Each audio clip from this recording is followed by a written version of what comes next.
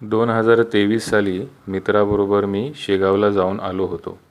त्यानंतर 1 वर्षांनी एप्रिल 2024मध्ये एक दिवस संध्याकाळी मी दवाखान्यात जात असताना माझ्यापुढे एक रिक्षा जात होती. त्या रिक्षाच्या मागे गण गण गणात बोथे असं लिहिलेलं होतं. रिक्षाचं इंजिन जिथे असतं त्या जागेवर एक छोटं पत्र्याचं दार असतं. त्या दारावर नक्की परत या असं लिहिलेलं होतं.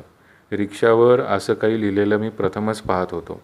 बहुतेक रिक्षा मालकाने ते रिक्षामध्ये बसणाऱ्या प्रवाशांसाठी लिहिलेलं असावं. पण ते मी वाचलं आणि शेगावला येण्याची आज्ञा झालेली आहे हे मनात समजलो. आश्चर्य आणि योगायोग म्हणजे ज्या मित्राबरोबर मी शेगावला गेलो होतो त्या मित्राच्या दवाखान्याच्या लेनमध्येच ती रिक्षा शिरली आणि पुढे गेली. यापेक्षा अजून दुसरा संकेत काय हवा. यावेळी मात्र आम्ही फक्त दोघेजणच होतो. 2024मध्ये जसा उन्हाळा सुरू झाला तसं मला वारंवार सायनसमध्ये इन्फेक्शन होत होतं.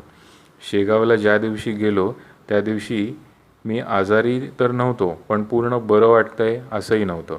नेहमीप्रमाणे संध्याकाळी पोचलो, रात्री दर्शन घेतलं आणि रूमवर येऊन झोपलो. सकाळी उठल्यानंतर तोंड धुवून झाल्यावर नाकाच्या मागून घशामध्ये जाडसर हिरवा काळपट रंगाचा घट्ट कफाचा गोळा बाहेर पडला आणि त्यानंतर मला एकदम मोकळं वाटलं. त्याचा आकार साधारण शेंगदाणा एवढा होता.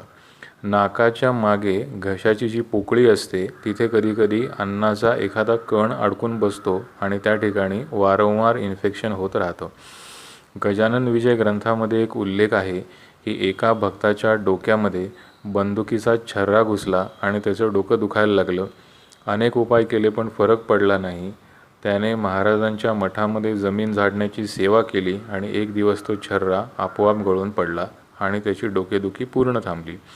बऱ्याच वेळा आपली अडचण, दुःख ह्याच्या मुळाशी नक्की काय कारण आहे हे आपल्याला समजत नाही. अशा वेळी महाराजांच्या राजधानीमध्ये येऊन एकदा त्यांचं फक्त दर्शन घ्यावं. तुमच्या दुःखाची गाठ महाराज अलगदपणे सोडवून तुम्हाला त्यातून मुक्त करणार हे नक्की. 3 महिने सायनसच्या इन्फेक्शनचा त्रास सहन केला आणि शेगावमध्ये पाऊल ठेवल्यानंतर काही तासाच्या आत जे त्रासाचं मूळ कारण होतं ते विनासायास नकळतपणे अलगद शरीराच्या बाहेरही पडलं. श्री गजानन जय गजानन.